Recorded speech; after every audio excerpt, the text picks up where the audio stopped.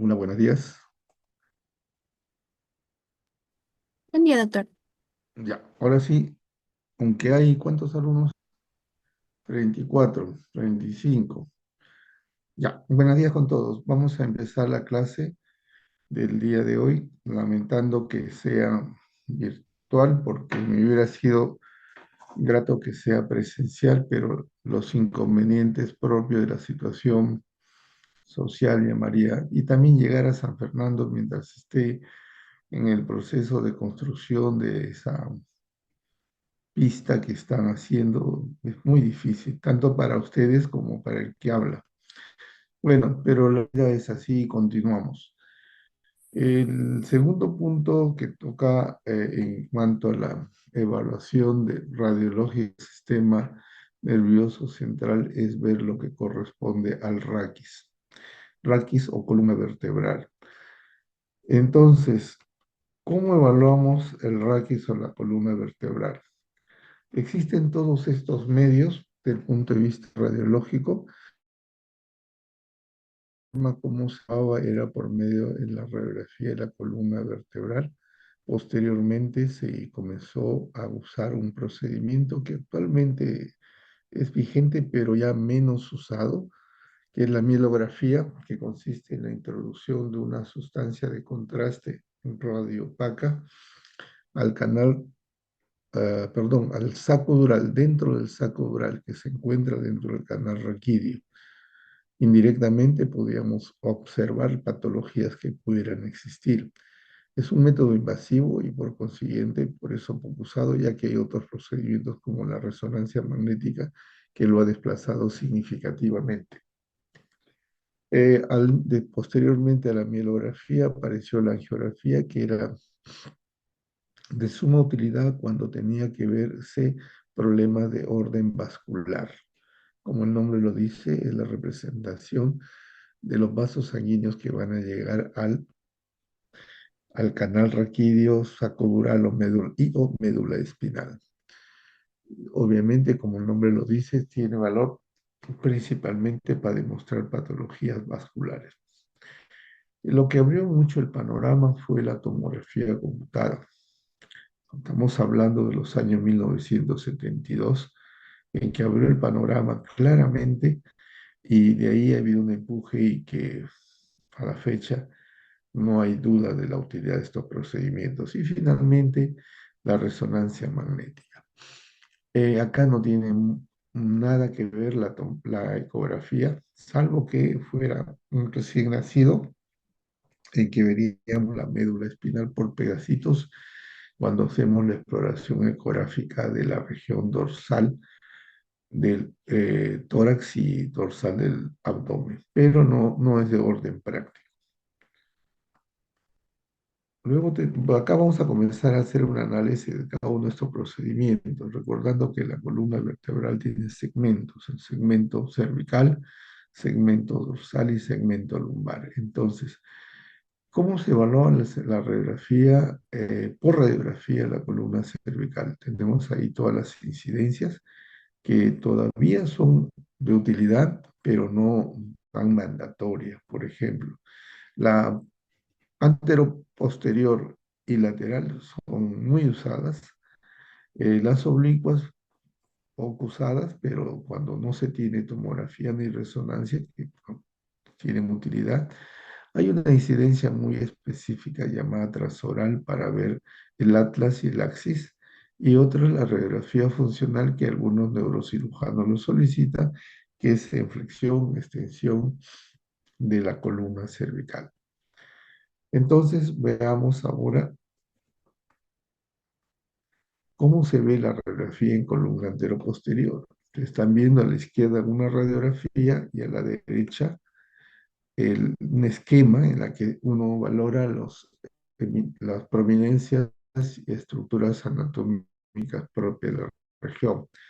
Como le decía, acá estamos viendo el axis en todo su cuerpo y la apófisis odontoides, y el atlas con sus dos masas laterales, y evidentemente la articulación atlantoaxoidea y occipito-axoidea. Ya por debajo la morfología de los cuerpos vertebrales que haciendo un símil con el diagrama que se muestra al lado, tenemos estas porciones que vemos acá, son los pedículos. Estas porciones que vemos acá son las apófisis espinosas. Esto, el 3 sería todo el cuerpo vertebral y por ahí saltan las láminas. Ah, muy importante acá valorar lo que se llama el proceso unciforme. En esta vista, en la vista anteroposterior, se ve solamente en los extremos. Como toda radiografía tiene que verse en dos planos, el anteroposterior y el lateral, es muy importante conocer esto. En esta, por ejemplo, que es una radiografía lateral de la columna cervical, en lo que vemos está muy verticalizado, partiendo de ahí. Debe tener un poquito de una lordosis fisiológica. Este está muy verticalizado. Bueno, pero aprovechamos para ver los reparos anatómicos importantes. Como ustedes ven, acá el atlas y el axis no lo estudiamos muy bien, solamente la parte posterior del atlas, que sería la masa lateral, y la parte posterior del axis, que vendría a ser la apófisis espinosa. Y atrás todo sigue lo mismo, un patrón parecido a lo que estamos viendo acá. Todo este espacio es el agujero de conjunción, que es representado por estas áreas radiolúcidas. Acá tenemos los cuerpos vertebrales y lo más fácil de reconocer, las espinosas, siendo la fosa espinosa del C7 la llamada prominente. Y luego identificamos estas bandas, o bandas, no, sino áreas que corresponden a el pedículo y parte de lo que vendría a ser la lámina, pedículo y lámina juntos. Y acá tenemos ya las apófisis articulares, que van a ser la superior y la inferior. Y como ustedes ven, tiene una forma de agarre que entre unos y otros que se pierde, que permite impedir el desplazamiento de los cuerpos vertebrales en los movimientos de flexo-extensión. Y acá lo más importante son estas eminencias llamadas apófisis o procesos unciformes. ¿Para qué sirve esto? Como ustedes saben, entre disco y cuerpo vertebral hay un disco.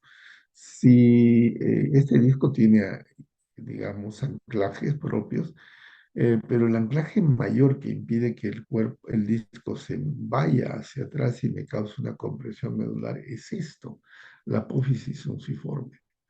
Es por eso que a nivel cervical es raro que haya herniaciones. Lo que hay a veces es apófisis prominentes que me van a condicionar con presión del saco dural.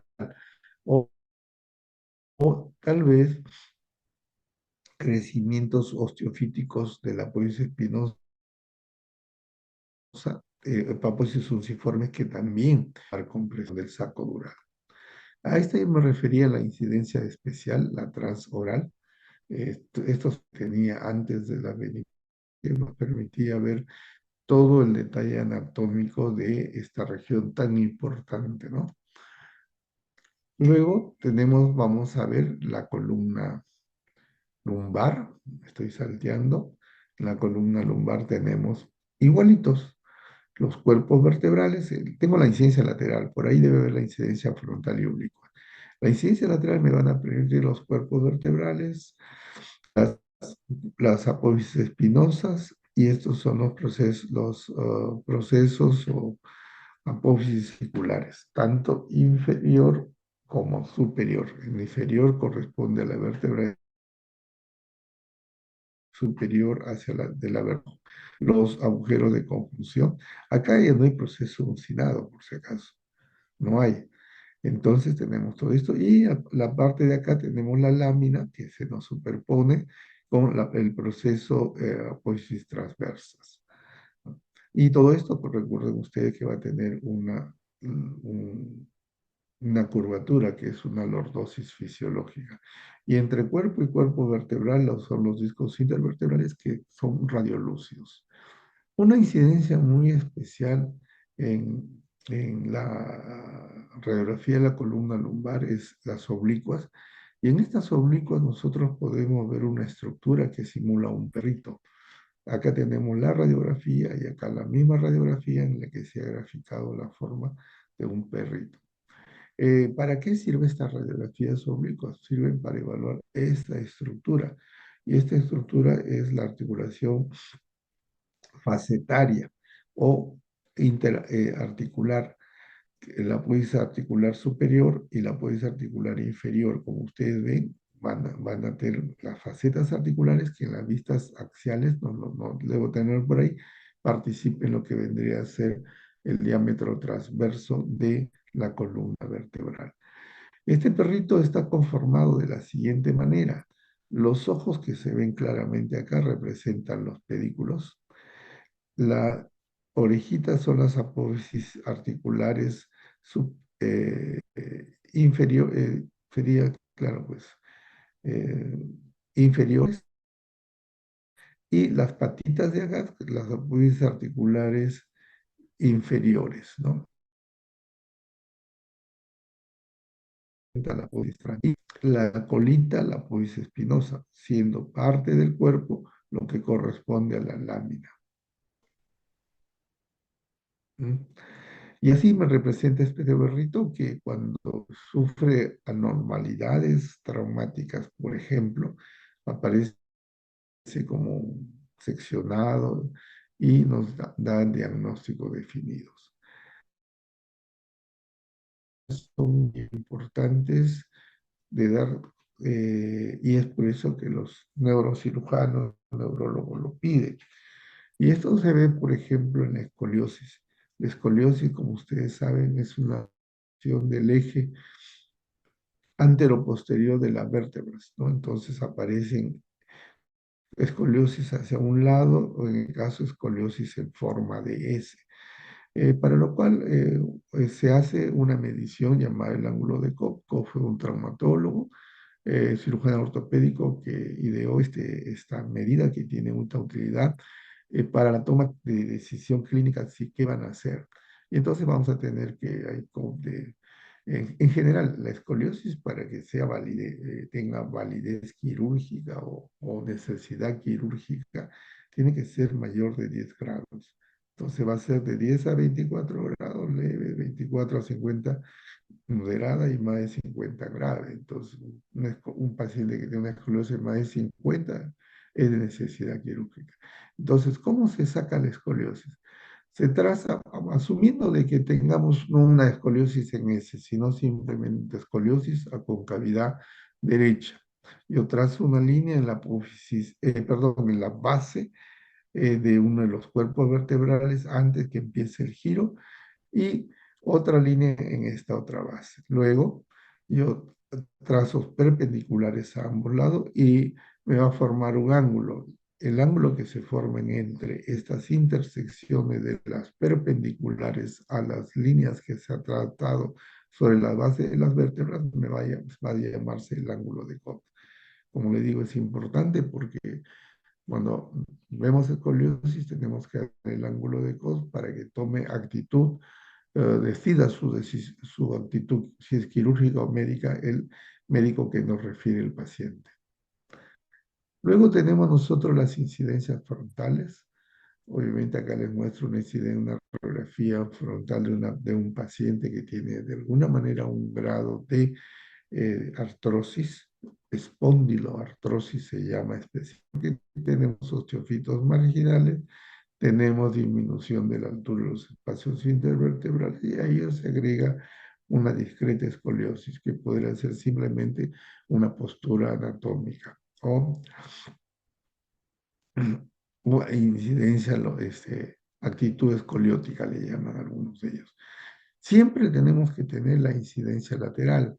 En los dos planos, en la imaginación, en la mente del radiólogo, genera una imagen en 3D. Bueno, y acá tenemos también las osteofitos, que son crecimientos óseos como parte del proceso degenerativo, áreas de esclerosis subcondral y también si hay o no alteración en la densidad de los cuerpos vertebrales. Recuerden ustedes que a nivel dorsal, la columna dorsal va a estar acompañada de los arcos costales, que le dan cierta rigidez o limitación en el desplazamiento de de las vértebras dorsales.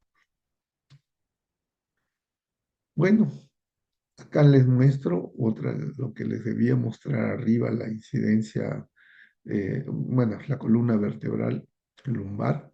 Acá también hay algo de escoliosis, tendríamos que hacer los trazos definidos y no sé si acabará bueno, no, ya pasamos de frente mejor, ¿no? Acá hay osteofitos, apófisis transversas, los pedículos cómo están, miren las apófisis espinosas.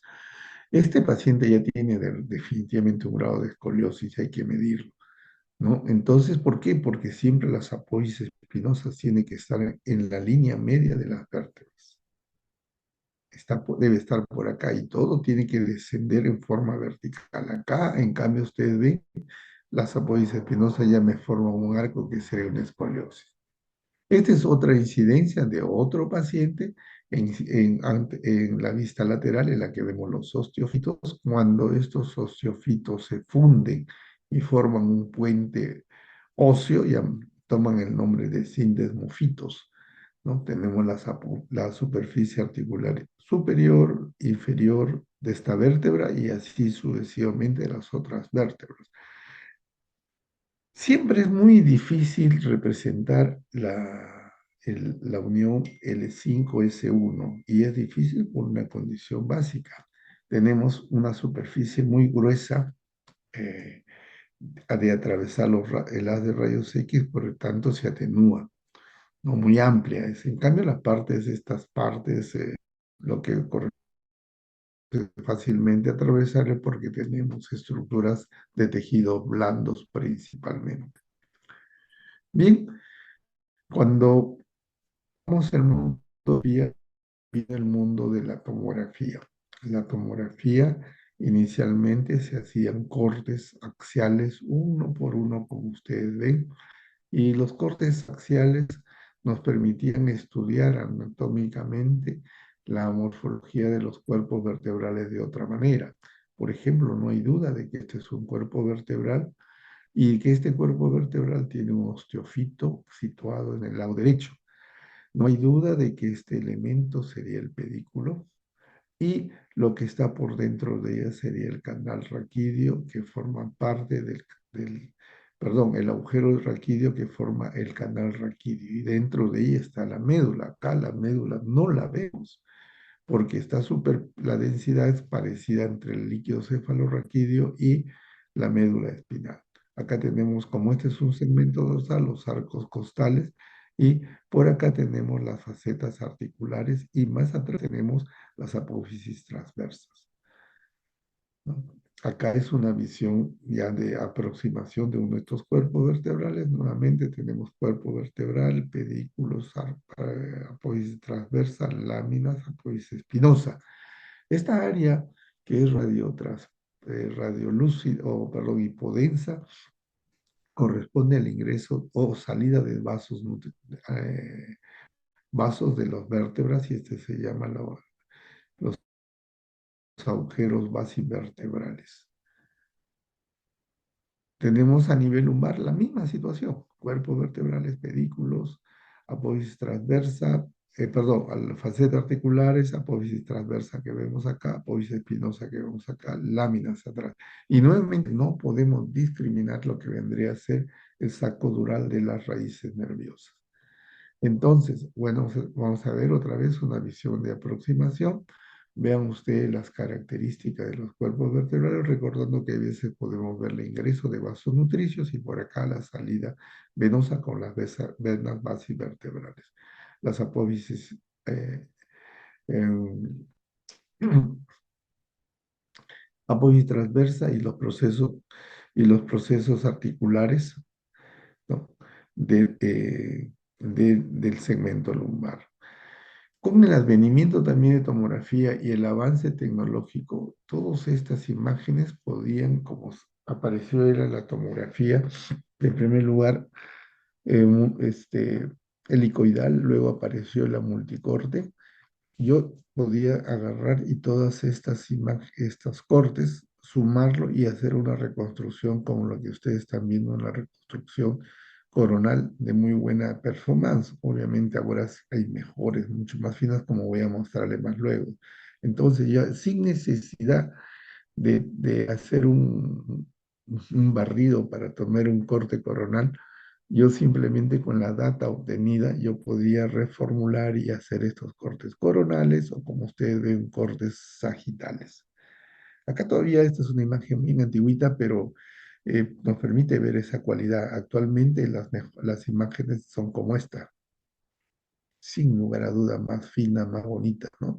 Incluso en este paciente que tiene un proceso, un procedimiento neuroquirúrgico en el que le han colocado una barra vertical, obviamente para hacer probablemente una artrodesis, ¿vea? Sale muy bien porque la barra vertical lo anulan con ciertos procedimientos que tiene propia la máquina. Y vean ustedes el detalle anatómico. Pero este caso les muestro para ver que a este paciente se le ha tomado lo que se llama una mielotomografía. ¿Qué es una mielotomografía? No es otra cosa. Por ejemplo, esta es una radiografía lateral de este mismo paciente en la que estamos viendo la mielografía. ¿Qué consiste la mielografía? De introducir sustancia de contraste dentro del saco dural y como ustedes ven, el paciente estaba echado posiblemente, por eso la sustancia de contraste ha decantado hacia la porción inferior y vemos así. Esto se ve en una radiografía que es, como que es parte del proceso de la mielografía. Cuando a estos pacientes inmediatamente o minutos después de hacer la mielografía lo metemos al tomógrafo y hacemos los barridos, estamos viendo claramente la sustancia de contraste ya no tan densa como acá, sino diluida como ustedes ven, y esto nos permite ver las raíces nerviosas que forman parte de la caudequina. ¿Ya? Entonces, si esto es mielografía y esto es tomografía, en una reconstrucción sagital, vean ustedes el detalle anatómico que se muestra en esta mielotomografía. Finalmente, la tecnología de informática permite manejar los datos y hacer reconstrucciones tridimensionales. Una de las representaciones tridimensionales de mucha importancia y que jala, vende, vende mucho, es esta, la llamada tecnología de volumen rendering, que tiene algo de color. Por ejemplo, este paciente, vemos nosotros claramente los arcos costales, los cuerpos vertebrales y en la tomografía, reconstrucción sagital, vemos cómo es. Pero al mismo tiempo, mira, esta tomografía me permite ver que hay una fractura en el cuerpo vertebral. Ah, entonces vamos a buscar dónde está la fractura, porque de buenas a primeras no las hemos visto, ¿no? Y acá está la fractura del cuerpo vertebral. Conclusión, solo el volumen render me permite un diagnóstico, a veces es muy difícil. Tenemos que apoyarnos de estas cortes axiales o reconstrucciones coronales o sagitales. Otro paciente, acá sí se ve claramente sin necesidad de ver la radiografía, vemos el segmento lumbar, L1, 2, 3, 4, 5. En L2 definitivamente está achatado, disminuido de altura y acá lo vemos en una incidencia casi oblicua. Recuerden, esto me permite construir y tener cortes, muchas imágenes. Acá les mostramos la que es más significativa y que nos permite ver el problema. En la tomografía en cortes, en reconstrucciones sagitales se ve claramente que hay una fractura de la vértebra con desplazamiento de la pared posterior, es decir, condicionando estenosis del canal a este nivel, nivel L2, y la representación que ustedes ven para el ojo es muy bonita estas imágenes. Esto es lo que se llama, la hacíamos nosotros antes de la mielotomografía. Esta es la mielografía, como ustedes ven, una representación bien fea, no se lograba ver, ¿no? Acá vemos nuevamente en la lateral no logramos ver mayor cosa, en la frontal o antero-posterior sí veíamos toda la sustancia de contraste dentro del canal raquídeo. Los cortes axiales en tomografía me permitían ver el canal raquídeo y dentro del canal raquídeo yo veía la médula espinal, digamos, hipodensa y el contraste hiperdenso, que es la cualidad del contraste. Y ahí además comenzamos a ver que se bloquea, ya desapareció el contraste. Desapareció el contraste y más arriba volvería a aparecer. Esto indirectamente nos decía así, pues que acá hay un tumor intrarraquídeo e intradural. Probablemente un tumor, como ustedes ven, ustedes indirectamente veíamos, sí, hay un tumor de la médula espinal. Hacíamos reconstrucciones y las reconstrucciones plano por plano, que eran feitas, pero servían, nos permitían ver el límite hasta dónde ascendía la sustancia de contraste con el líquido cefalorraquídeo y todo el tumor estaba en esta parte, pero aún así permitía el paso de sustancia de contraste con líquido cefalorraquídeo y me veía y podíamos ver el límite superior. Entonces el tumor se extendía desde este punto a este punto, atribuyendo que pudiera ser que sea de origen intramedular. Bien, ahora vamos a ver algunas imágenes de tomografía computada en condiciones patológicas. La tomografía computada de este segmento cervical me muestra claramente en la reconstrucción sagital que el cuerpo vertebral C4 y C5 están fusionados, afusionados y con un grado de atrofia. Y obviamente al ser fusionado no se ve el disco intervertebral entre ellos. Estos son trastornos congénitos que se llaman síndrome de Klippel-Feil y que nos permite ver imágenes como esta. En cortes axiales, vean ustedes, perdón, no, reconstrucciones axiales frontales nos permiten ver, o coronales nos permiten ver lo que es acá intuíamos. Esta es una reconstrucción que no es volumen render y nosotros llamamos surface, que nos da una idea que también acá no hay espacio intervertebral, ¿no? Simplemente esta es una función congénita entre C4 y C5. O acá que tenemos a nivel lumbar, lumbosacra, una fusión. Vean ustedes, este es el hueso sacro, apófisis, perdón, lámina apófisis espinosa, y acá sería el agujero de conjunción. Y ustedes ven que hay una fusión entre el hueso sacro, el alerón sacro y la apófisis transversa. Acá sí, la verdad, muy feíta ver esta reconstrucción, pero asumimos que la fusión está en este lado. Acá, como su nombre lo dice, hay una genesia del pedículo o hay una vértebra transicional.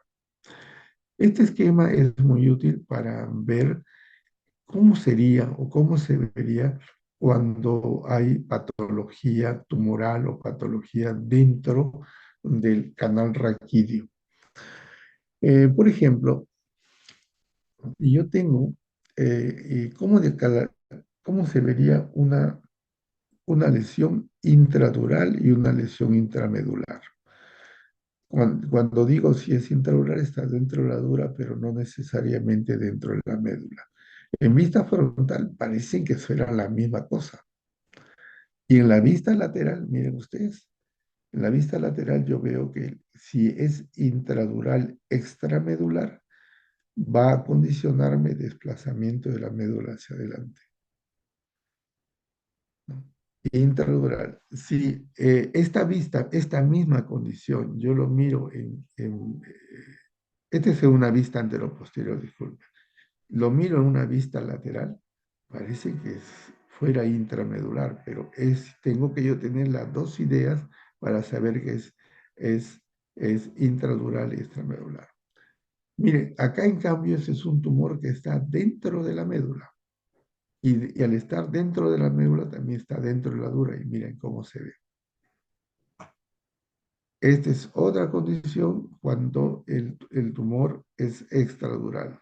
En una vista anteroposterior pareciera que fuera similar a este también, ¿no? Pero en la vista lateral, miren ustedes cómo está desplazado. Y acá tenemos todas las condiciones de diagnóstico diferencial cuando tenemos esta, por ejemplo, un tumor intraocular, intramedular, tiene que ver directamente con un tumor intraaxial, es decir, en la médula espinal, lipoma, astrocitoma, etc. Cuando es un tumor intraocular, extramedular, ya tenemos otro diagnóstico diferencial como meningioma, schwannoma, neurofibroma, lipoma, mangioperisitoma, etc. Bien, ahora vamos a ver ya problemas de el canal raquídeo condiciones patológicas, pero como la radiografía no nos permite ver más detalles, poco sensible a condiciones patológicas intradurales y intramedulares, el procedimiento que ha salvado esto ha sido la resonancia magnética.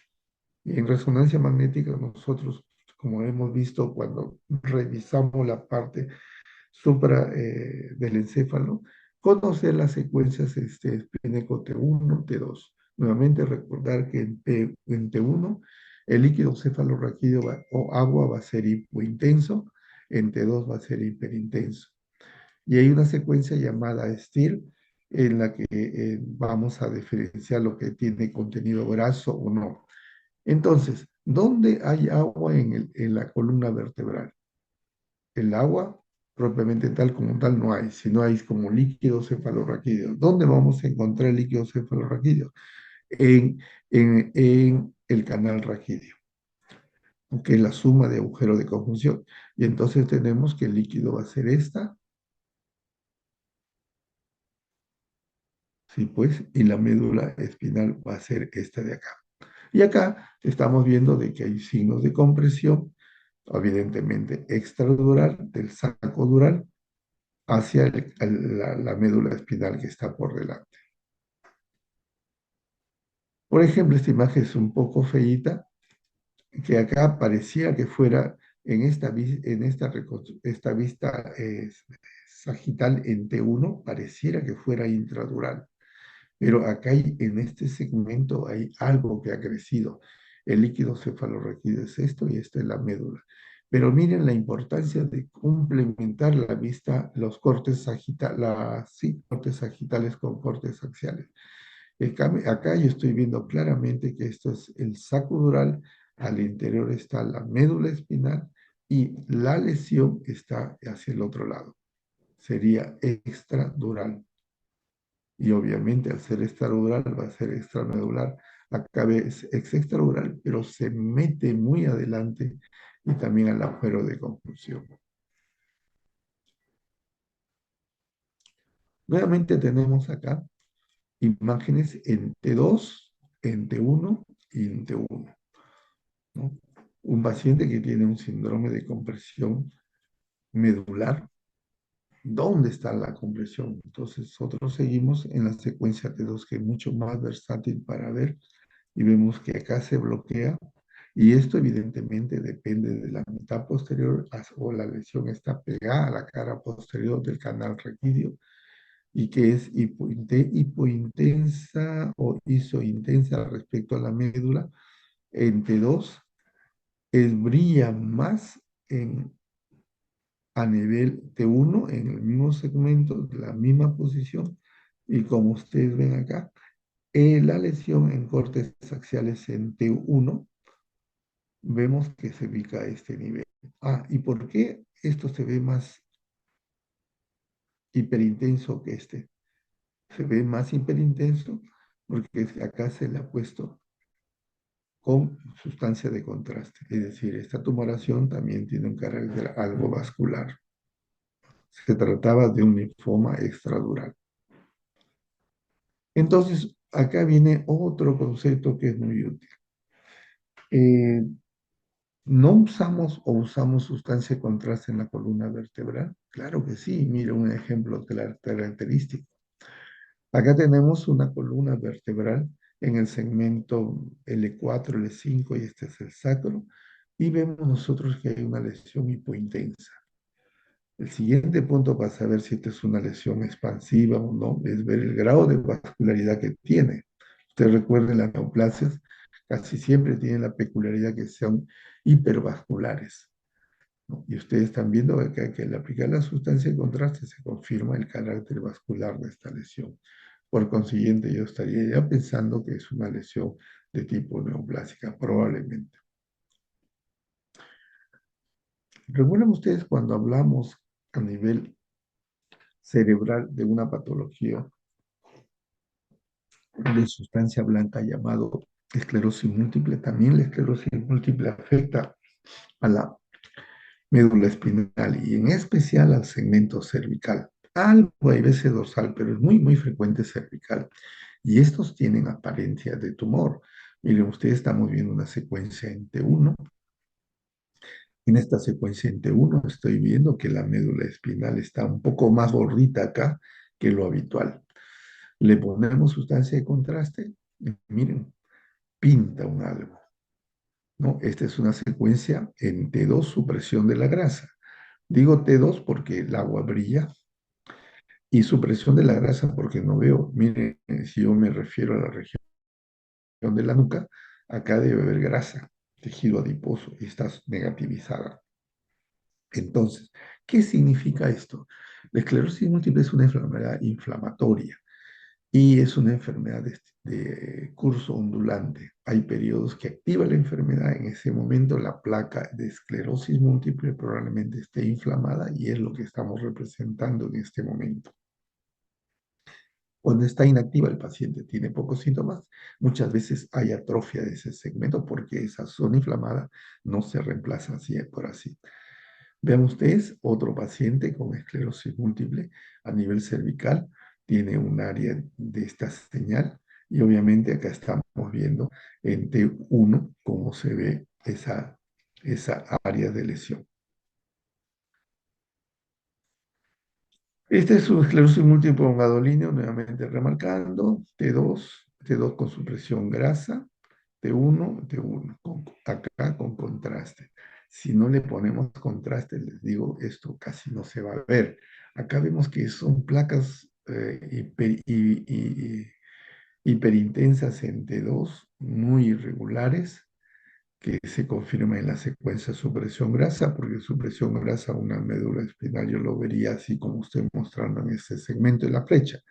Le aplicamos la sustancia de contraste y miren cómo se ve. Obviamente esto, si no uno no tiene cuidado, lo puede confundir con un tumor. El tumor, bueno, hay una cualidad, el tumor es mucho más intenso la señal. Hay más edema. Esto es la artritis reumatoidea, una manifestación a nivel del raquis. ¿Y dónde se ve esta lesión? Se ve, recuerden, la artritis reumatoidea, ustedes todavía no saben clínica, pero la artritis reumatoidea es una enfermedad del colágeno que va a afectar las articulaciones y las articulaciones principalmente que tienen sinovia. Y en la columna vertebral, ¿dónde hay sinovia? El único sitio donde hay sinovia es la unión atlanto-axoidea, acá. Cuando hay panus, es decir, crecimiento, de la abundancia de sinovia se erosiona la punta de la odontoides y por otro lado también hay erosión de los elementos de fijación de la unión atlanto-axoidea que son los ligamentos cruciformes, de manera tal que este paciente puede, cuando hay ruptura de esto, al hacer ligera flexión, como estamos viendo, compresión del agujero de conjunción y al comprimirse la médula cervical, imagínense el desastre neurológico que va a acarrear.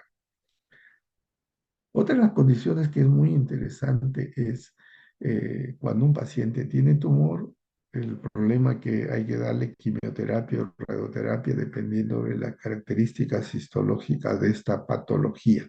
Muchas veces se da radiación y cuando se le da radiación, vamos a tener mielitis.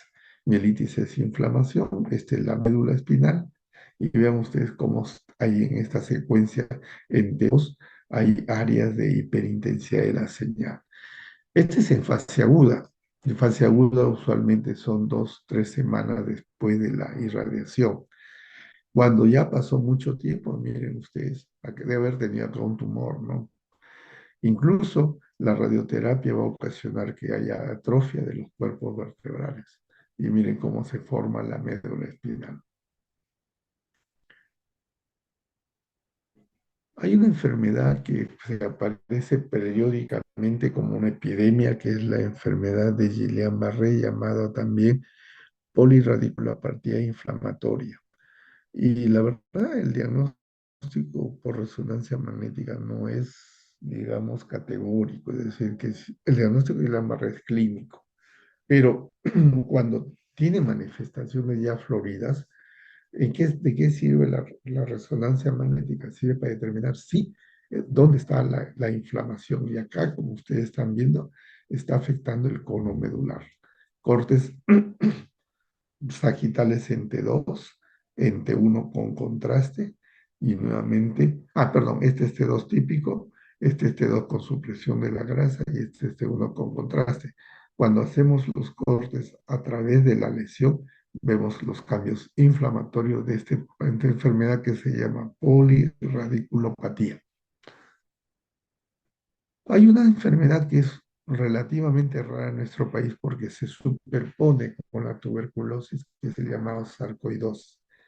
Acá indudablemente hay lesiones granulomatosas a nivel de la fosa posterior. Es el mismo lugar donde se entra también la tuberculosis, pero la diferencia de la tuberculosis es que solamente queda a nivel meninge, esta puede formar granulomas dentro del parénquima cerebral. Y si hay sarcoidosis a nivel cerebral, puede extenderse también al canal raquídeo o a la médula espinal. En este caso del segmento cervical, se le ha aplicado el contraste y estamos viendo áreas de captación anormal de la misma. Una de las patologías que es frecuente y de un diagnóstico fino es la espondilitis infecciosa. El nombre de espondilitis significa inflamación de la columna o columna vertebral, disco intervertebral, infecciosa pues por un germen, puede ser tuberculosis, puede ser germen común, entonces usualmente los gérmenes comunes, llámese estafilococo, estreptococo, son de una velocidad muy rápida y a veces no da tiempo para ver, porque se actúa inmediatamente y obviamente el clínico con su tratamiento antibiótico los limita. Pero cuando se trata de enfermedades crónicas tipo brucela, tipo tuberculosis, ahí sí la cosa cambia. La condición para pensar en una espondilitis infecciosa es que compromete en primera instancia el disco. Ustedes están viendo los discos, los discos, los discos, y acá el disco está comprometido, está disminuido con cambios en la señal de las estructuras óseas adyacentes y dependiendo de la evolución de la enfermedad, el compromiso sigue a los cuerpos vertebrales. Y ustedes están viendo la señal de los cuerpos vertebrales acá son de una forma, en tanto que acá se ha disminuido. Le aplico la sustancia de contraste y vean, se confirma que es un proceso de mayor vascularidad con compromiso de la médula ósea adyacente.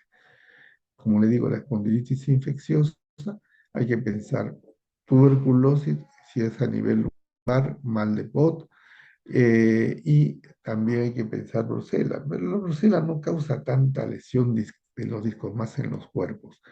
Y vean ustedes, acá tenemos una osteomielitis, probablemente por germen, digamos, común, con absceso epidural, ¿no? Acá vemos, ¿por qué decimos osteomielitis? Porque si ustedes ven, hay compromiso de disco intervertebral y compromiso de los cuerpos vertebrales, ¿no? Osteomielitis es igual a espondilitis y acá hay un absceso epidural. En estas vistas sin contrastes, el absceso uno intuye que está acá o hay una colección que se encuentra por fuera del saco dural, es decir, es extraoral. Y cuando le aplicamos contraste, pues la captación del contraste es por fuera del saco dural y también hacia adelante. Entonces, este probablemente sea un absceso, no necesariamente tuberculoso, puede ser por otros gérmenes. La vista axial nos confirma el carácter inflamatorio infeccioso que se mete al canal raquídeo y comprime el saco dural y su contenido. Esta es tomografía, por si acaso. Acá nosotros tenemos una representación de una colección. El valor de la supresión grasa. Nosotros tenemos acá una secuencia en T1, acá tenemos en T2, y esta es una secuencia llamada supresión grasa o STIR. STIR viene de un acrónimo que se llama en inglés Short Tau Inversion Recovery.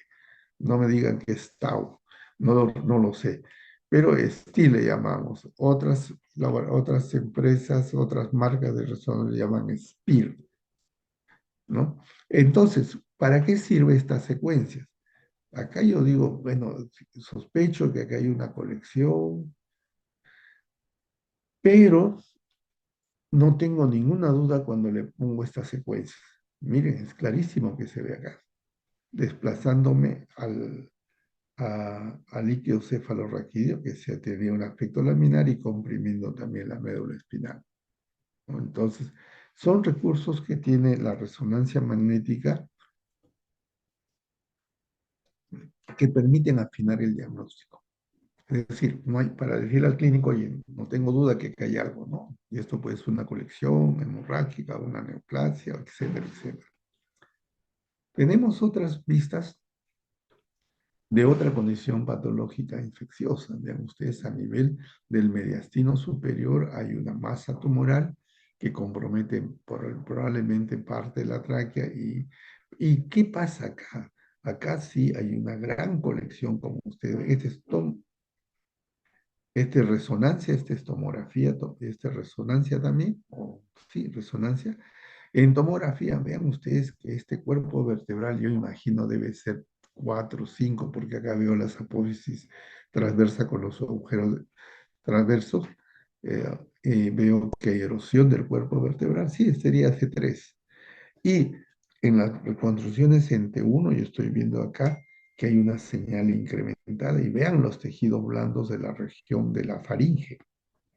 Hay un absceso, un flemón faríngeo probablemente, y acá se ha metido, está destruyendo el cuerpo vertebral y no llegando todavía al canal raquídeo, como ustedes ven, pero probablemente sí invadiendo la parte anterior de lo que correspondería al mediastino, la parte superior, mediastino superior. Llegamos nuevamente a la tuberculosis espinal, una condición un poco rara porque acá no hay mayor compromiso del disco, pero sí del cuerpo. Una condición de que para que sea esta región lumbar, por si acaso, tenemos el psoas, es que hay un absceso osifluente. ¿Qué significa un absceso osifluente? Que para parte de la colección del cuerpo vertebral ha migrado porque se ha fracturado esta vértebra y todo el tejido necrótico se ha ido a ambos lados, abarcando el trayecto del psoas. Y esta es la vista axial con la sustancia de contraste en la que estamos viendo esta condición. Acá tenemos una condición muy especial que, si ustedes ven, esta es una secuencia que sería un T1 probablemente, ¿no? En la que la primera pregunta, ¿dónde está la médula espinal? No se ve como si fuera una conjunción.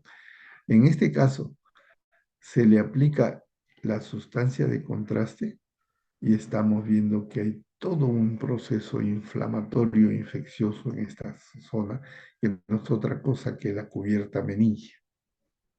Entonces asumimos que hay una meningitis que está cubriendo toda esta zona del saco dural y por consiguiente es la causa del problema del paciente. Se dice que la patología tumoral, tanto en nivel cerebral y como a nivel raquídeo, el 50% corresponde a metástasis. Entonces, cuando yo veo una lesión, puede ser, si es varias, es casi categórico a pensar en metástasis. Si es una, hay que tenerlo en cuenta, pero no es la primera elección. Entonces yo veo una lesión que ha tenido compresión del saco de su morfología, ha disminuido, se ha fracturado, ¿no? Y le tomamos una resonancia magnética, tengo un T1, como ustedes ven acá, con pérdida de la señal de la médula ósea, ¿no? Yo pienso en una metástasis probablemente, y este es el corte axial en la que estamos viendo de que esta vértebra ha estallado y parte del contenido se ha metido al canal raquídeo, comprimiéndome el saco dural. Entonces, acá yo aprovecho esto para hablar sobre la señal de los cuerpos vertebrales. El cuerpo vertebral está formado por hueso compacto que va a estar ubicado próximo a la superficie superior, inferior, anterior y posterior. Luego de esto hay una serie de trabéculas que sostienen estas vértebras y en esa trabécula nosotros tenemos médula ósea. Si analizamos la médula ósea tiene gran componente graso.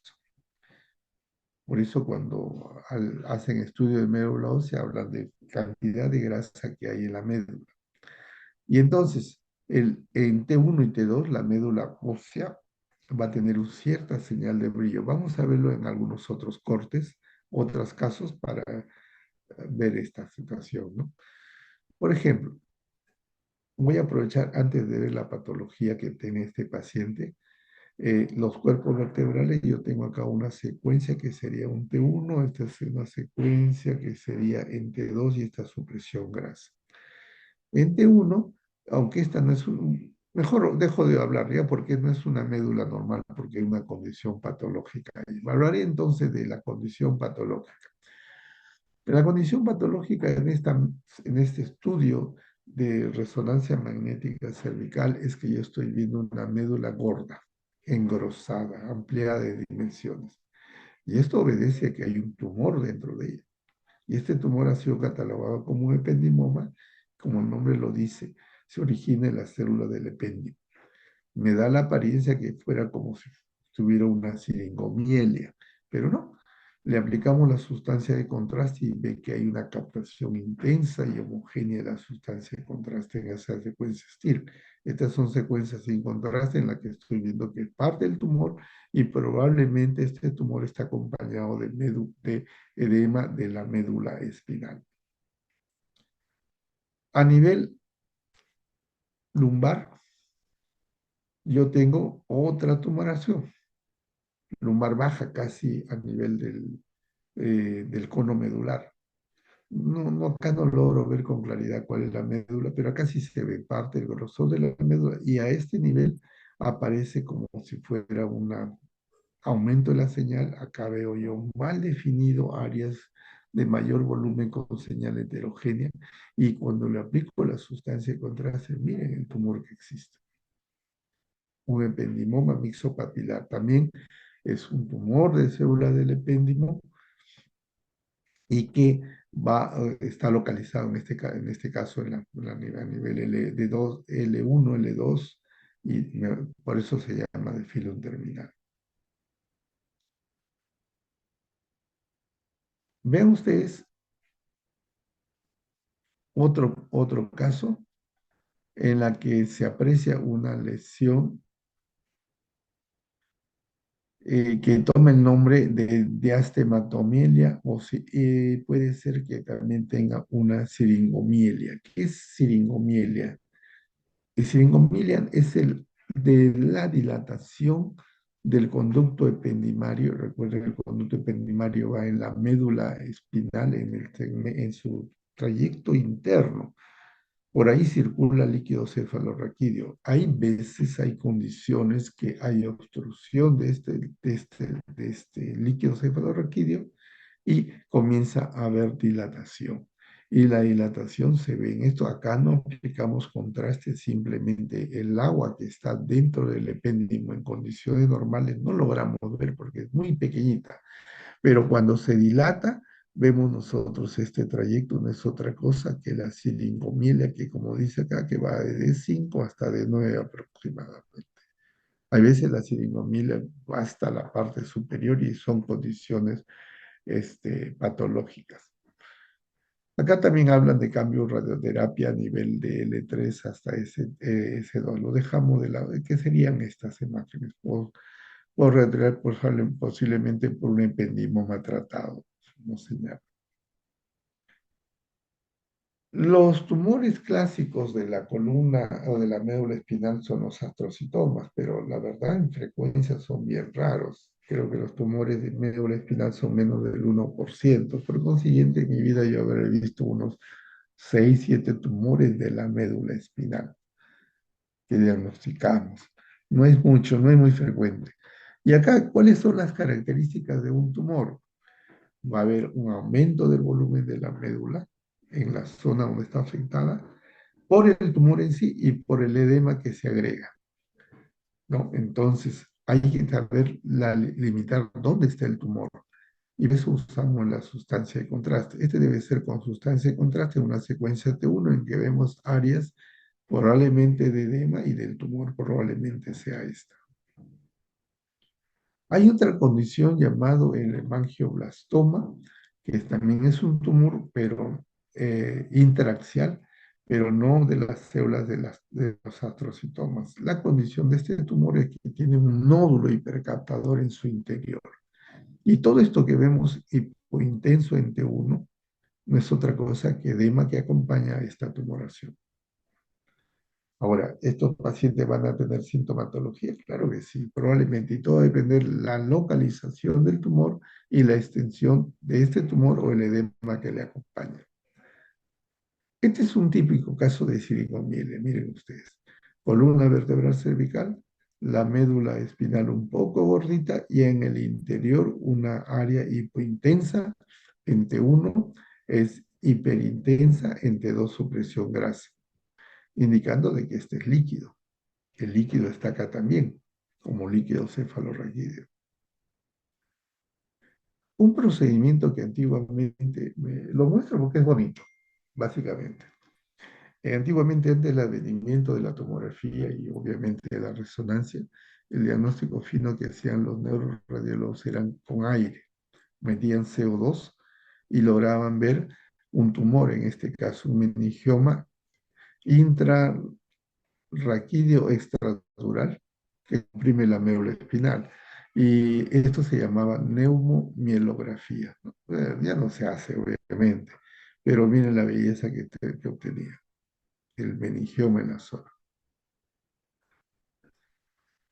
La tomografía, la resonancia magnética nos permite ver estas lesiones similares, pero sin procedimientos invasivos. Y vean ustedes claramente la médula espinal, líquido cefalorraquídeo, y hay un tumor de crecimiento extradural, intrarraquídeo extradural, y que está acompañando cerca al agujero de conjunción. Este es el meningioma.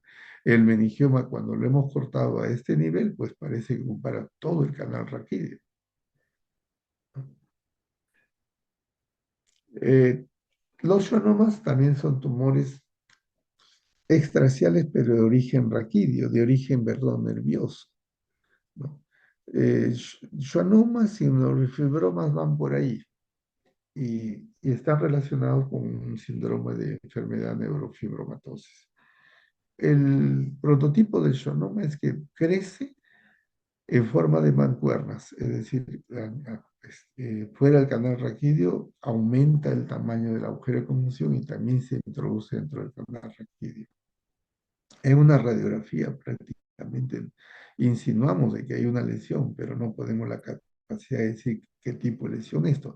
Esta es una secuencia en T1, en cortes, cortes coronales y cortes axiales y vemos claramente el tumor que corresponde a un tumor, como dice acá, extradural, extramedular, un schwannoma.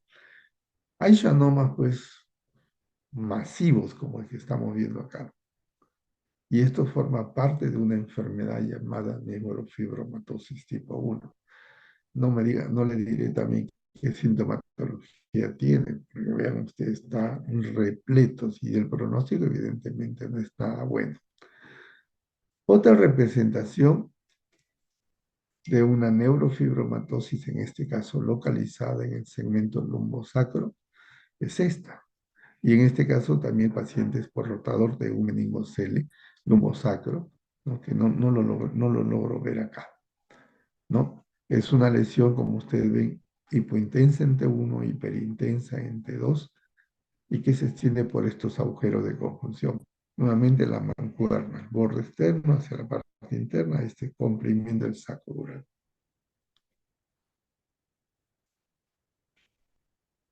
Una de las patologías eh, que da metástasis al saco dural son las patologías que suceden a nivel del encéfalo.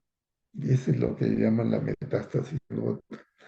A veces hay meduloblastomas a nivel de fosa posterior, a veces hay craneofaringioma o lesión de germinomas a nivel del hipotálamo, y estas pueden mandar algunas células que caen por gravedad y se van a insertar o van a instalarse en el extremo distal del saco dural y dan una metástasis, ¿no?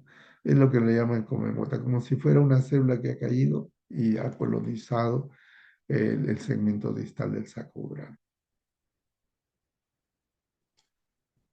Nuevamente volvemos un poquito a la historia. ¿Cómo hacían el diagnóstico de metástasis intratecal? Miren ustedes, esta es una mielografía en representación lateral, antero-posterior o frontal, y vemos nosotros las lesiones por falta de relleno o efecto de masa, acá, que corresponde a una metástasis, que estaría en este caso, acá estaría a nivel de las raíces nerviosas del saco, de la caudequina, acá estaría ya un poquito más alta a nivel dorsal.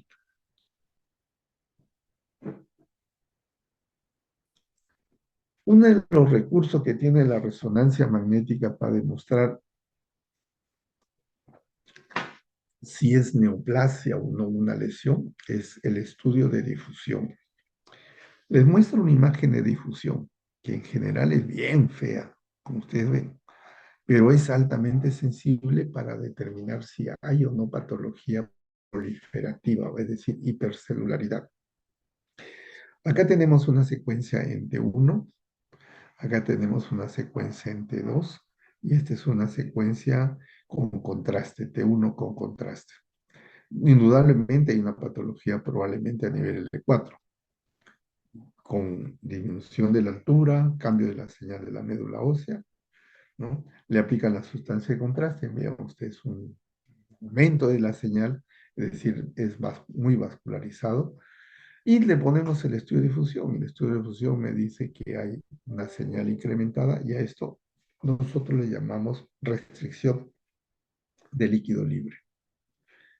La restricción de líquido libre tiene una explicación física que no lo voy a explicar acá porque le voy a confundir, pero en líneas generales, cuando difusión es positiva, hay hipercelularidad y hipercelularidad está relacionado con neoplasia maligna, ¿no? Y evidentemente, si es una neoplasia maligna que afecta una vértebra, puede ser metástasis o como ser primario de hueso, ¿no? Ya depende de la clínica cómo aparece la lesión.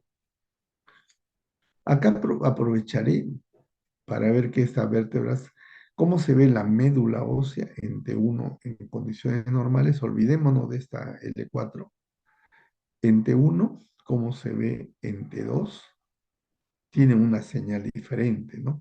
Y en la secuencia STIR esto se anula un poquito menos.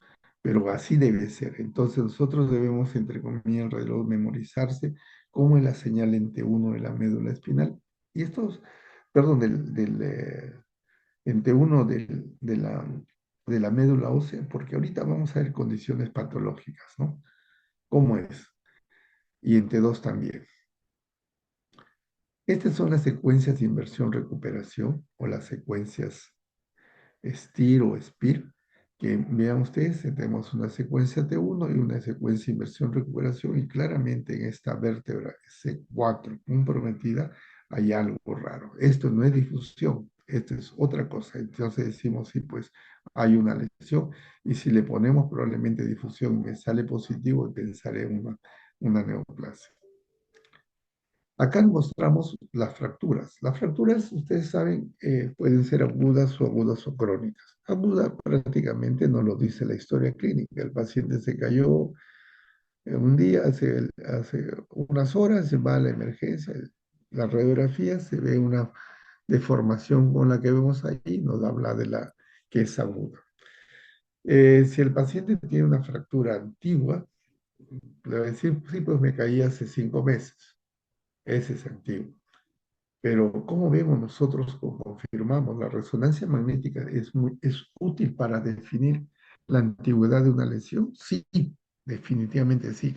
Por ejemplo, acá yo tengo una secuencia en T1 y al ver yo esta vértebra aplastada, esta relieve del que sería el hueso compacto y ver la señal de la médula ósea de señal muy parecida al resto, yo diría esta es una lesión crónica.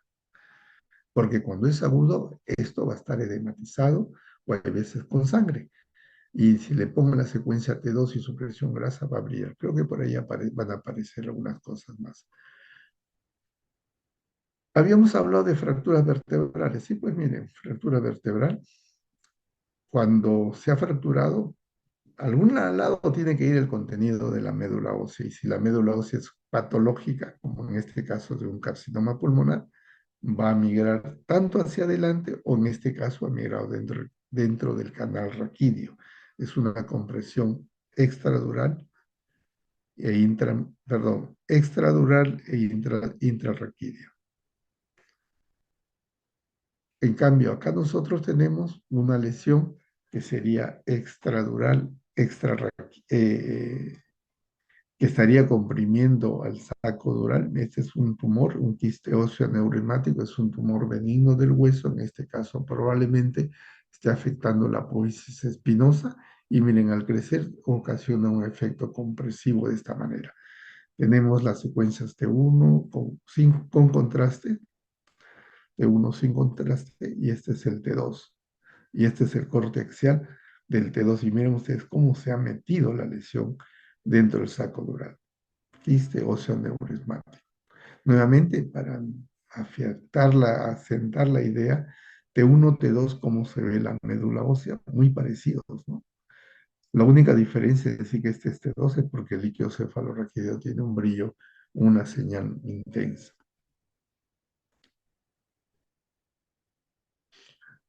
Acá tenemos nuevamente otro tumor extraxial. Cuando hablo extraxial, quiero decir que no depende de la médula espinal. Y esto corresponde a un tumor a células gigantes. Acá tenemos todo es corte tomográfico, corte axial. Vean ustedes dónde está el tumor.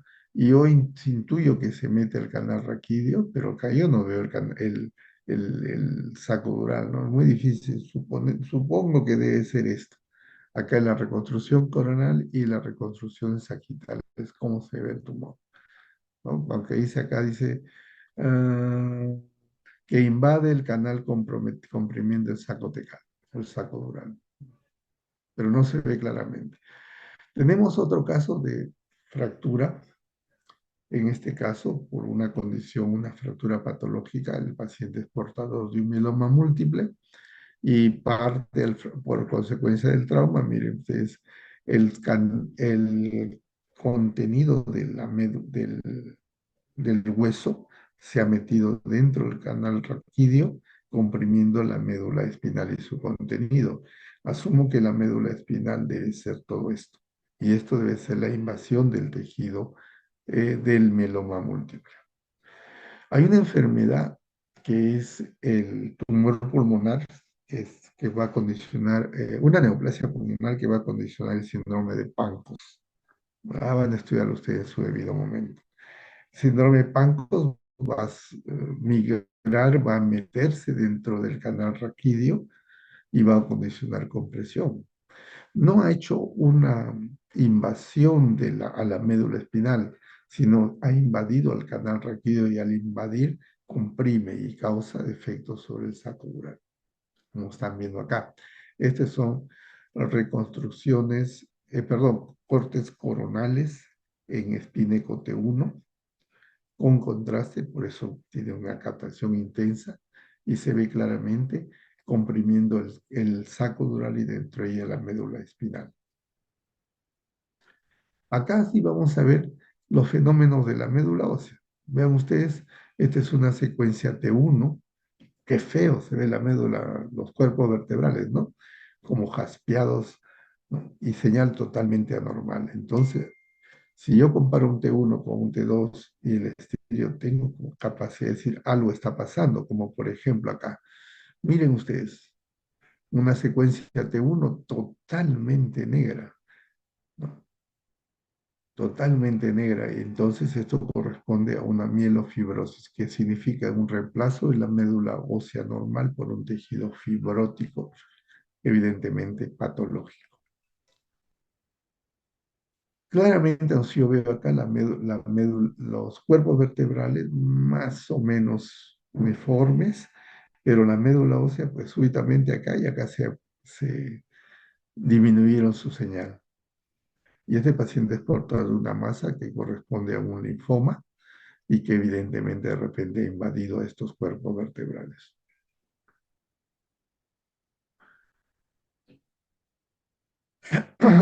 Hay una entidad patológica de orden vascular que se llama las malformaciones arteriovenosas, ¿no? Estas malformaciones arteriovenosas, como ustedes ven en esta secuencia, Spineco T1 y T2 supresión grasa, vean ustedes, hay una serie como si fueran culebritas serpiginosas en un segmento.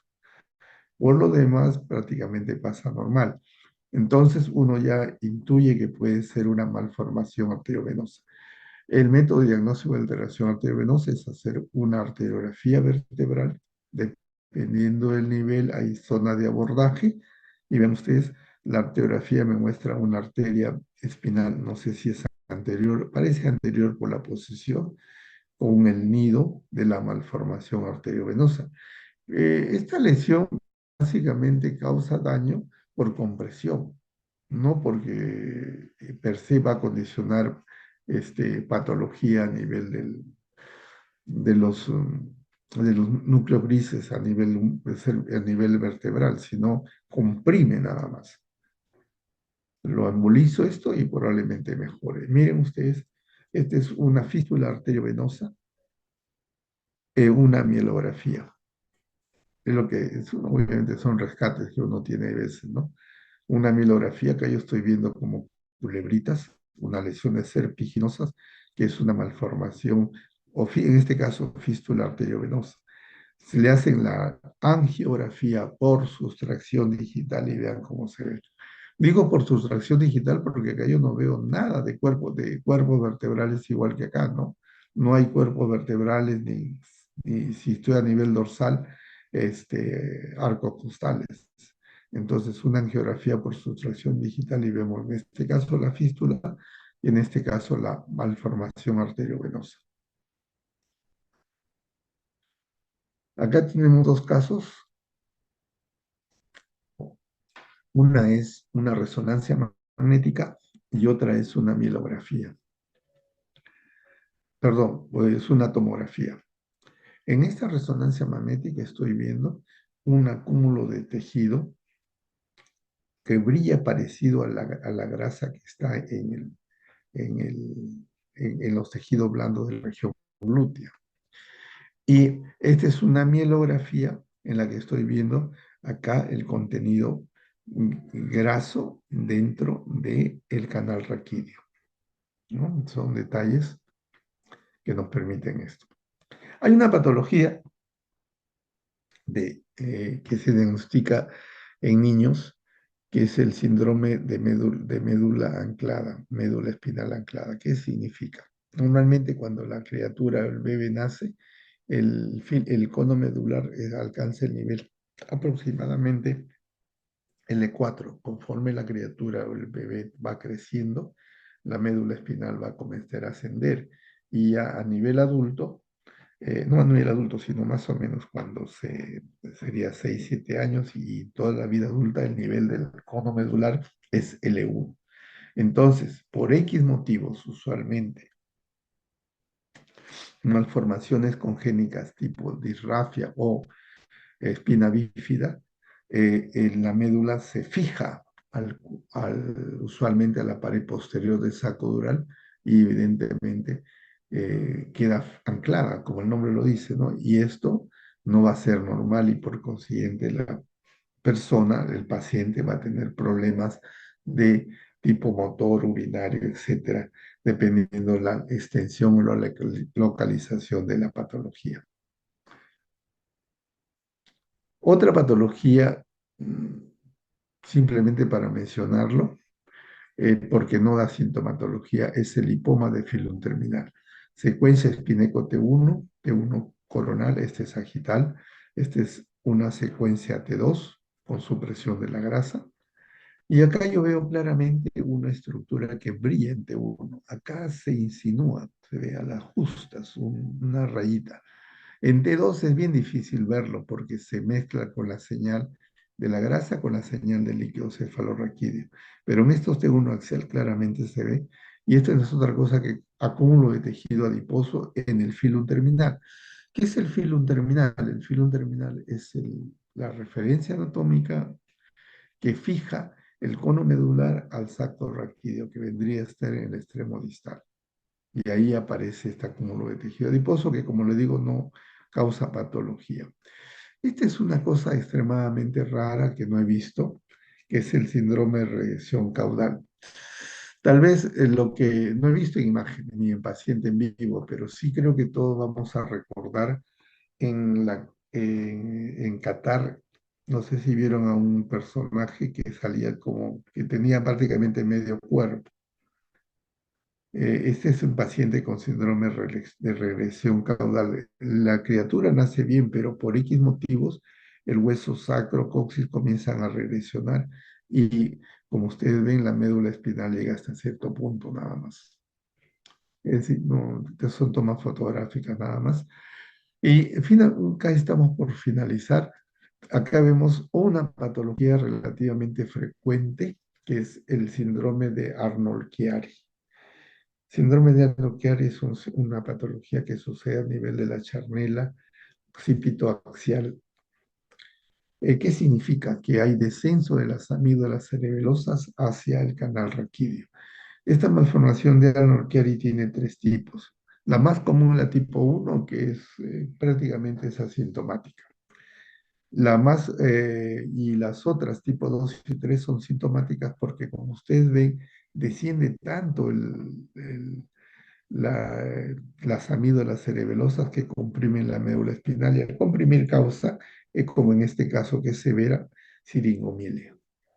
Y esto ya da trastornos sensitivos y motores en el paciente. Entonces, el radiólogo cuando ve hay que distar si hay un Arnold-Chiari y hay ciertas medidas para decir es Arnold-Chiari, sino simplemente un descenso mínimo de las amígdalas cerebrosas a través del agujero magno. Acá, por ejemplo, un Arnold-Chiari tipo 2, acá he puesto 1, pero esto debe ser 2 o 3, ya con una siringomiela típica. Miren cuánto ha descendido. Debe ser hasta 3 esto. Bueno, una de las patologías muy frecuentes y que ya lo hemos visto a nivel cerebral, que son los quistes aranoideos. Los quistes aranoideos son colecciones de líquido cefalorraquídeo intensas en determinados segmentos de la columna vertebral, no columna, sí, claro, del canal raquídeo, ¿no? Son colecciones de líquido. ¿Cuál es el problema que va a ocasionar? Cuando es pequeño no causa nada, pero cuando es grande como esto hay fenómenos compresivos sobre la médula espinal y el saco dural y por consiguiente hay que drenarlo de alguna manera. A esa actitud quirúrgica no me meto. Simplemente describimos que hay quiste aranoideo. Estas se llaman diastematomieles. Sí, he visto algunas, no muchos son raros, con malformaciones congénitas. ¿Qué significa? Que la médula espinal en el segmento dorsal principalmente se divide en dos. No es que se divide porque quiere, sino porque hay veces hay un espolón óseo o hay veces hay una banda fibrosa que permite que no se fusione. Y entonces este es el fenómeno de diastematomielia. Es congénito, es fácil de diagnosticar cuando es niño. Esto es un hematoma medular, que como sucede en todos los tejidos, el hematoma es la salida o extravasación de sangre dentro del parénquima, en este caso cerebral, ¿no? ¿Cómo diagnosticamos? En la secuencia T1 va a tener un brillo medio raro, en las secuencias, estas son secuencias especiales que llamamos, que no lo tomamos de rutina, que se llama ecogradiente T2 o a veces se le llama SWAN, SWAN, dependiendo de la marca del equipo que une. Entonces, ¿cuál es la cualidad, la importancia de esto? Que esta secuencia me permite determinar si hay focos de hemosiderina, es decir, producto de degradación de la hemoglobina en etapa tardía. Y estos me dicen, si hay hemosiderina es porque ha habido sangrado, sangrado dentro de la médula.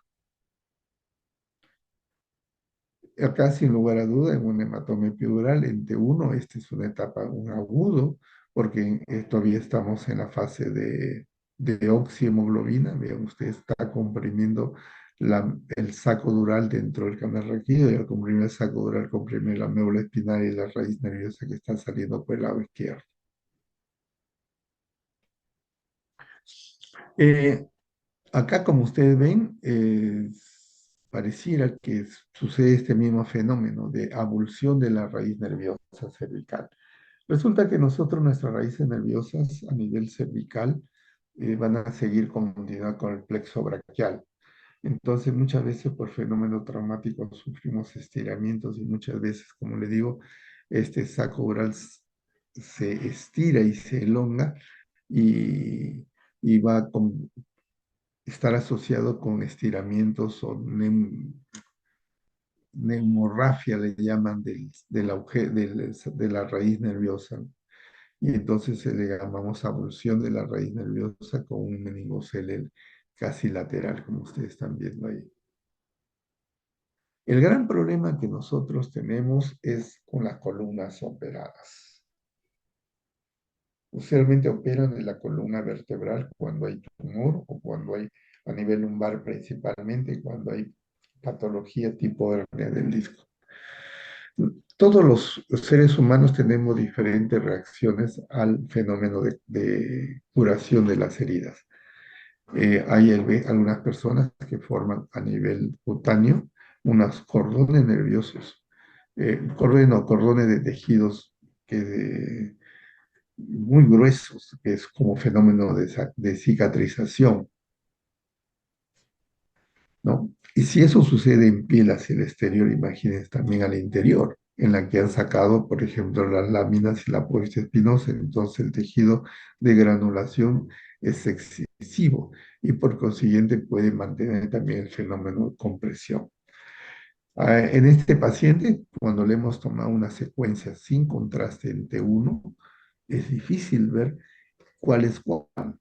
Le aplicamos el contraste y podemos asumir que toda esta zona que brilla es un tejido de granulación. El tejido de granulación es fenómeno reactivo a la cirugía y este todavía está haciendo compresión al sacurano. ¿Cuál va a ser el final de este paciente? Probablemente hay que esperar un tiempo para ver cómo cicatriza esto y si cicatriza condicionándome con presión del saco oral, prácticamente la cirugía no ha servido para nada. Y bien, vamos a empezar la última parte de lo más común en la columna vertebral, es la patología degenerativa.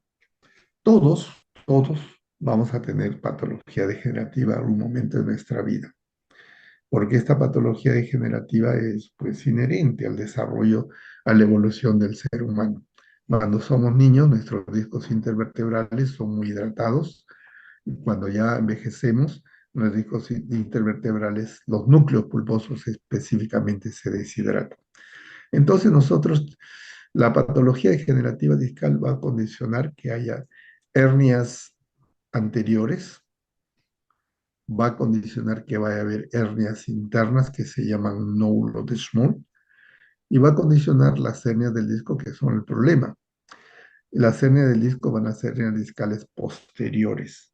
Entonces, los clínicos, neurocirujanos principalmente y con radiólogos han catalogado una clasificación que a mí me parece lo más adecuado. Protrusión o llamado protrusión del anus, en inglés llamado bulging, la herniación del núcleo pulposo que puede ser dos tipos, tipo protrusión y tipo extrusión, hay diferencias y hay una variante de la protrusión que sería la hernia discal con fragmento libre. Vamos a ver ahorita, primero vamos a ver lo que vendría a ser propio del envejecimiento de la columna vertebral. A nivel de los cuerpos vertebrales, es claro, pues ver cuando se degenera es por la presencia de osteofitos o sindesmofitos, ¿de acuerdo? Eso es claro. Pero un signo sutil de envejecimiento es los núcleos pulposos. En los discos intervertebrales yo voy a tener el disco intervertebral en sí va a tener dos partes, el anillo fibroso en la periferia y el núcleo pulposo en el interior. Recordando que el núcleo pulposo es el remanente del notocordia en etapa embrionaria. En T1 va a ser el anillo fibroso hipointenso en T1, T2, y el núcleo pulposo va a ser de una intensidad isointenso, posiblemente como acá, e hiperintenso en T2 acá, y en T2 supresión grasa o STIR también va a tener esta señal, ¿no? Cuando envejece, la señal va a cambiar. En T2 va a ser hipointensa, como vamos a ver, o acá como estamos viendo. Ustedes ven, este es un T2, te digo T2 porque el líquido cefalorraquídeo está intenso, con señal intensa. Y este paciente ya debe tener edad porque ya tiene osteofitos, sindesmofitos y acá tiene lo que nosotros en radiología llamamos cambios MODIC. No vale la pena que ustedes lo aprendan eso, ya van a ver eso. Cambios MODIC tipo 2 principalmente, y tipo 3 y tipo 1. ¿No? Entonces estamos viendo pues claramente es una columna vieja, es una columna relativamente joven porque sus núcleos pulposos todavía están hidratados. Entonces el ejemplo de las hernias. Nuevamente el anillo fibroso, el núcleo pulposo, así debe verse una columna vertebral o un disco intervertebral. ¿Qué pasa cuando hay el bulging o la prominencia del disco? El anillo fibroso se va a estirar en la parte posterior, el núcleo pulposo va a empujarle. Todavía no hay hernia del disco, no hay ruptura. La hernia del disco va a ser cuando se rompe el anillo fibroso y a través de ella va a migrar el núcleo pulposo. Eso significa de lleno que las personas de edad ya no van a tener hernia del disco. No van a tener hernia del disco porque no hay el núcleo pulposo, ya se deshidrató. Ahí lo que va a haber básicamente, si hay estenosis del canal, va a ser por osteofitos marginales que crecen hacia la parte posterior, por ejemplo, o un crecimiento de las facetas articulares. Variantes a esto tenemos nosotros que hay migración caudal, migración cefálica y migración caudal o migración cefálica, y una de ellas puede ser el líquido libre, fragmento libre. Acá tenemos nuevamente, vean ustedes, una columna vertebral en T2, los dos son en T2, y claramente estamos viendo que la altura de los núcleos de los discos de este tipo y acá está disminuido y hay una protrusión que sale hacia el canal raquídeo, incluso con algo de núcleo pulposo. Esto se llama fisura anular. Una hernia en cortes axiales, la hernia está acá, pero este paciente de por sí ya tiene una estenosis del canal. Y acá estamos viendo las facetas articulares hipertrofiadas, como dice acá. Hipertrofia de facetas articulares que condicionan estenosis del canal raquídeo y la protrusión del disco o hernia del disco paramediana izquierda que comprime el agujero de conjunción. Este es un ejemplo representativo que está en el disco. Hubiéramos querido hablar más, pero ya me estoy pasando hora y media. Entonces, nuevamente mi esquema, como los he mostrado, cuando yo era residente de radiología, más nos adentrábamos a esto, radiografía era el máster, y los otros procedimientos que avanzaban era tomografía, resonancia magnética, ultrasonido no se usaba, PET ni había. Ahora pues todo es al revés, hay que dominar bastante tomografía, resonancia magnética, PET y ultrasonografía en el área que compete, ¿no? Y el poder rayos X, el máster ya pasó al olvido, es la evolución de la vida. Muy bien, con esto damos por terminada la clase. Espero que haya sido de su comprensión. Muy bien, ¿alguna pregunta? Esto ya está puesto en el aula virtual. ¿Alguna pregunta? Parece que no hay ninguna, doctor. ¿Cuántos han venido? Un ratito, quiero Eh, ver dónde está.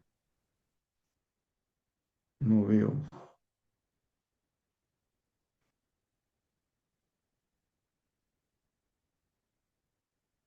Así, han venido 101, la mitad. Después no se quejen, ¿ah? Después no se quejen.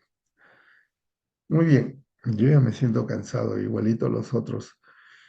A los que faltan el examen, ¿cómo hacemos? A ver, terminamos la clase ya. Y se me quedan los cuatro alumnos o cinco alumnos cuatro alumnos son que faltan el examen. Ok, doctor. Compañero, Muy bien, los demás pueden retirarse, por favor. todos se retiran, ¿ya?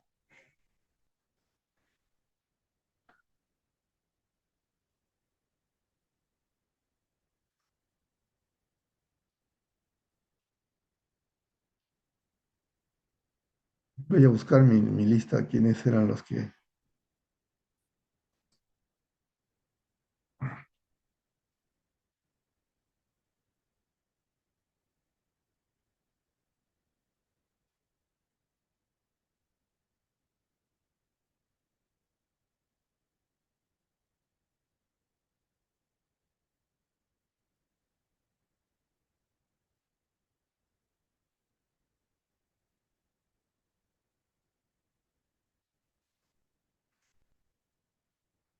Estamos con Salazar. A ver, retírense pues.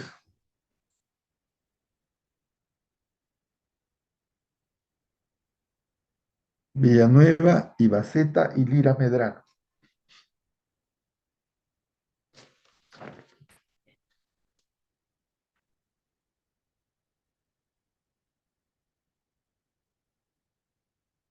O mejor, o sea, cerramos el Zoom y entramos por diagnóstico por imagen en el Meet. ¿Qué les parece?